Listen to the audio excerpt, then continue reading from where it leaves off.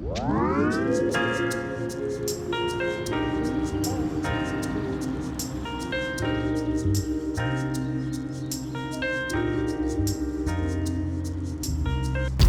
Pete Youth Farm is a youth-led initiative of the South St. Petersburg CRA that's meant to help develop young people, high school age teens here in South St. Petersburg.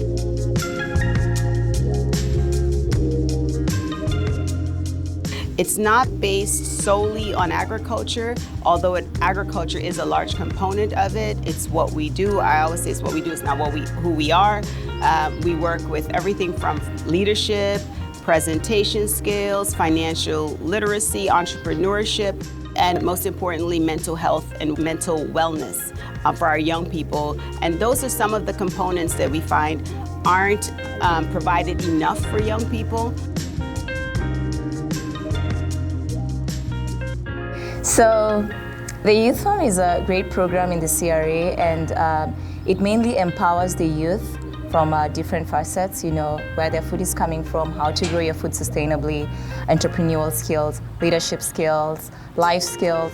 So to me, it's just a way in which we're investing in the youth in all different spectrums, and it's great because these are our future leaders. So these are the people who are going to be making policies in relation to food. These are the people who are going to be entrepreneurs. So building them up with such programs, it's great.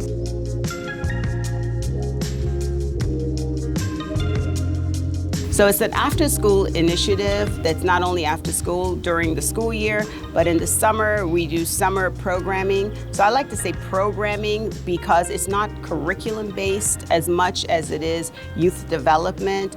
Every single Monday we have wellness with a therapist. We do work here at the farm. We have 0.83 acres of land that we're working to develop.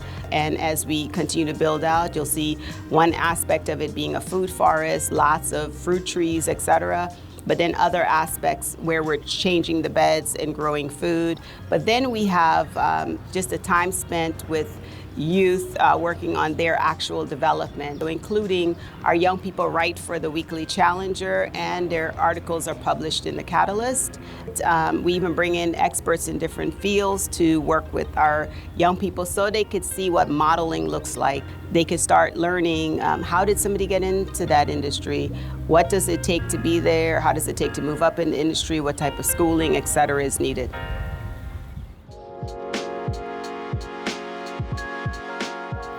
The model of this farm and how it operates is basically a definition of food sovereignty, because what dictates how the food is grown, what the food is going to do, is basically youth-led. So they are taught, but we're also learning from them. We're also learning from the community. What should we grow? It's not just, oh, we're going to have a farm here and you guys should just come and buy what we have at the farm, right? No, it's the other way around, whereby we get to hear from the community, we get to understand what the community needs, and then we get to grow what is needed for and by the community. The key is to let the information be driven by the population itself that you're trying to serve. So even though I'm a Black woman, I'm from the Caribbean, so the food that I would eat growing up is not the same food that this community is used to or accustomed to. And I think how you start with that is certainly with our young people. What is it they like to eat already? And if you grow that food that they've already been introduced to, is the best way to get it started. It's not overwhelming people with what it is that you bring, but finding out what it is that the community needs for you to offer, and preferably by somebody living in the community. Too often it's done by people from the outside who either don't live there, don't work in the community specifically that's being targeted, and coming in with their own ideas and notions, and also starting from a standpoint of the community being deficient versus the community already having access. Now how do we bridge the two together? Most people are used to working in silos, but I like the Food Sovereignty group because what they do is, bringing all these different communities together that are basically practicing food sovereignty and making us know where we are lacking and how we need to improve and strengthen, the work of food sovereignty. I think it's a learning opportunity for USF to leverage what we're growing and establishing, and for us to leverage the skill set and the knowledge base that's already in place at USF. So I see it as an equally beneficial relationship. One component is we worked on and are currently working on our fresh fruit, fresh produce effort with hydroponics. But being able to have access to the students and partnering in different efforts is the way we now have at least one of our 3 water totes online. That was USF students doing that and actually building the gutters to the building for that to happen.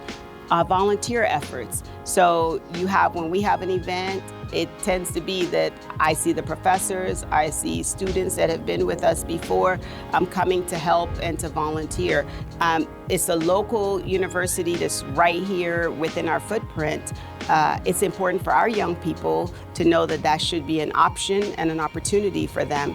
So building and developing the relationship early on is helpful for that to become normal for our youth. Food is the center of everything that we do, and it's a human right. So it shouldn't be something that we have to jump hoops and ropes for us to be able to grow food in our own, backyards, in our community, and to just have it available for us. That should just be basic. It's a basic need and a human need. Having the food sovereignty group and their resources echoing and assisting the food farm to navigate the difficulties of just growing food in a community, all the policies, all the regulations that can sometimes be a setback to, growing food in a community.